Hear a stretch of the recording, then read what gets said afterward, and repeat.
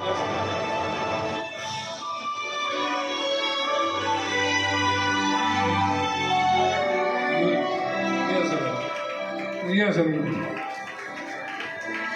தலைவர் சிராஜுல் மில்லத் அவர்களோடு நெருக்கமாக இருந்து மணிச்சுடர் மேலாளர் மொய்தீன் அவர்களுக்கும் சிராஜுல் மில்லத் அவர்களை ஆய்வு கட்டுரையாக PhD மேற்கொண்ட பேராசிரியர் முஸ்தபா அவர்களுக்கும் சிராஜுல் மில்லத் சிந்தனைகள் தந்த சாயி பரக்கியார் அவர்களுக்கும் சிராஜுல் மில்லத்தினுடைய வாழ்க்கை வரலாறை மணிச்சுடர் மலரில் தந்த வேலூர் அப்துல் அசீஸ் அவர்களுக்கும் பொன்னாடை போர்த்தி கௌரவிக்குமாறு அன்போடு கேட்டுக்கொண்டு, திராவிட முன்னேற்ற கழகத்தினுடைய துணை பொதுச் செயலாளர் சமூகத்தினுடைய குரலை நாடாளுமன்றத்திலே உறக்க ஒலித்து வரக்கூடிய, இதற்காக வேண்டிய டெல்லியிலிருந்து வந்துவிட்டு இப்பொழுது அவர்கள் டெல்லி செல்ல இருக்கின்றார்கள். அன்புக்கும் பெரும் மரியாதைக்கும் உரிய அருமை அண்ணன் திருச்சி சிவா MP அவர்களை சிறப்புரையாற்றுமாறு அன்போடு கேட்டுக்கொள்கின்றோம்.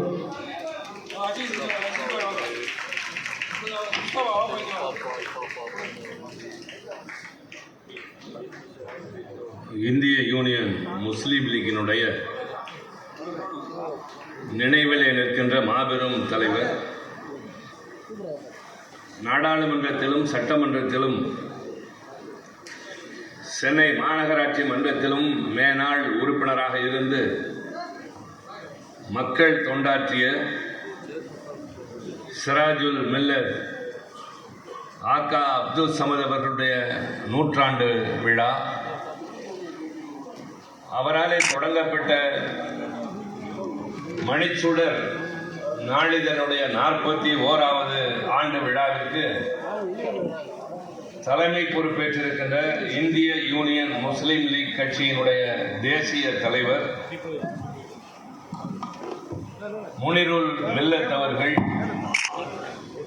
தமிழ்நாடு முதலமைச்சர் தளபதி அண்ணன் மு க ஸ்டாலின் அவர்களால் தமிழக அரசின் சார்பிலே தகைசால் தமிழர் விருது பெற்றிருக்கின்ற என்னுடைய பெருமரியாதைக்குரிய பேராசிரியர் KM காதர் மொய்தீன் அவர்களே,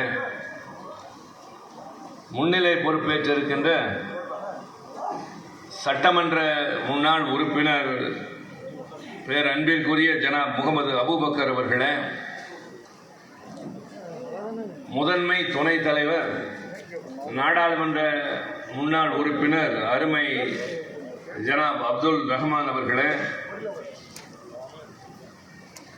வக்ஃப் வாரியத்தினுடைய தலைவர் நாடாளுமன்றத்தினுடைய உறுப்பினர் இந்திய யூனியன் முஸ்லீம் லீக்கினுடைய மாநில தலைவர் அருமை தம்பி நவாஸ் கனி அவர்களே, அப்துல் ஃபாசித் அவர்களே, தேசிய துணை செயலாளர் ஃபாத்திமா முசாஃபர் அவர்களே,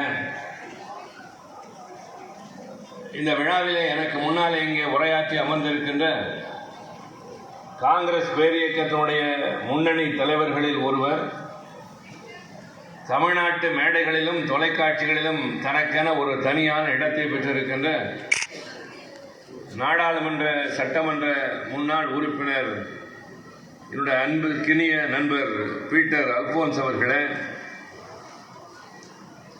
இங்கே சிறப்புரையாற்ற வருகை தந்திருக்கின்ற திராவிடர் கழகத்தின் தலைவர், தமிழர் தலைவர்,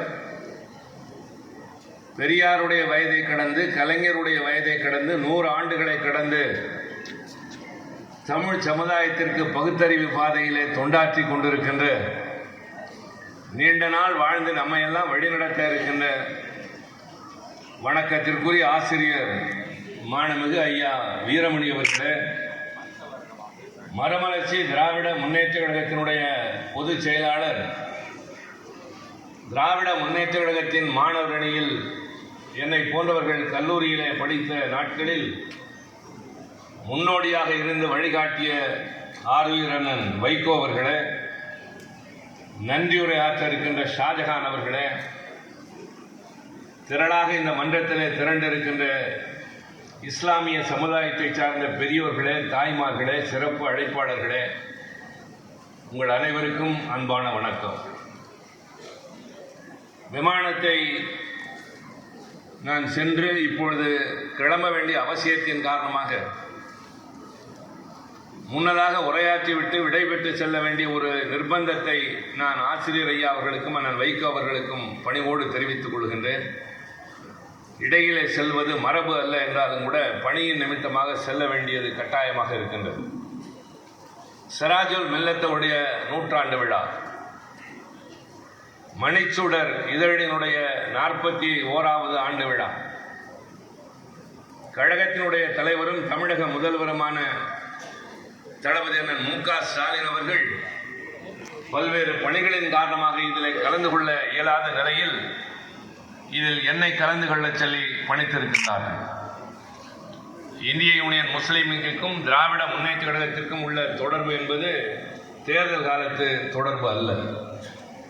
இது காலங்காலமாக சகோதர பாசம் என்பதையெல்லாம் கடந்து உயர்ந்து நிற்கக்கூடிய ஓர் உறவு.